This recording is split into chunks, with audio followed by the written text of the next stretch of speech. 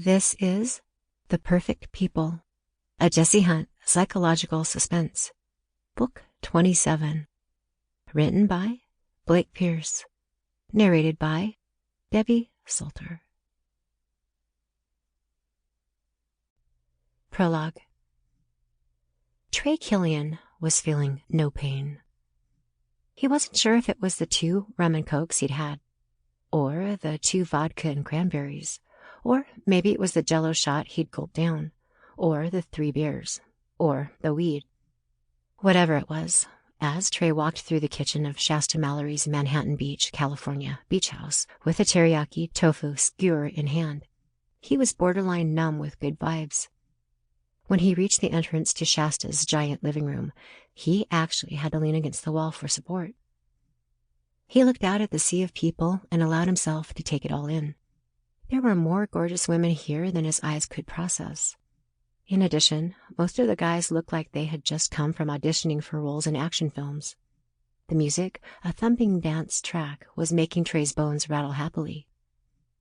Who would have thought that a long-haired, scraggly-looking guy who was working as a Nashville session guitarist just 6 months ago would be in LA today, playing on the albums of some of the biggest artists in the world, and even getting an invitation to a huge Labor Day weekend beach blowout held by an uber-powerful music manager like Shasta Mallory. Okay, maybe that was an overstatement. He didn't actually play on those mega artists' albums, but he was there as a backup session performer if the regular guitarist ever got sick or didn't show.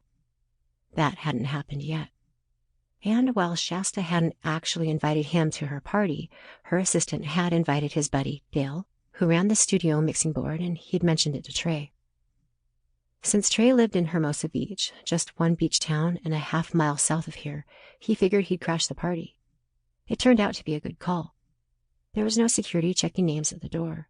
In fact, there was no door to wait at. Everyone came and went as they chose through the open patio doors. The party spilled out onto the sand in front of the house. Even though this was just the Thursday night before Labor Day, the place was rocking. To Trey's bleary eyes, there appeared to be at least a couple hundred people here already, and it was only 10 p.m. He wondered what it would be like in an hour. As he carefully made his way down the short set of stairs into the living room, he noticed something odd over the parquet dance floor at the far end of the room. Some people were legitimately dancing, but one couple was acting oddly. The guy, heavy-set with a long beard and wearing a white tuxedo and top hat, appeared to be choking out his dance partner, who didn't seem to be into it. Everyone around the couple had stopped dancing.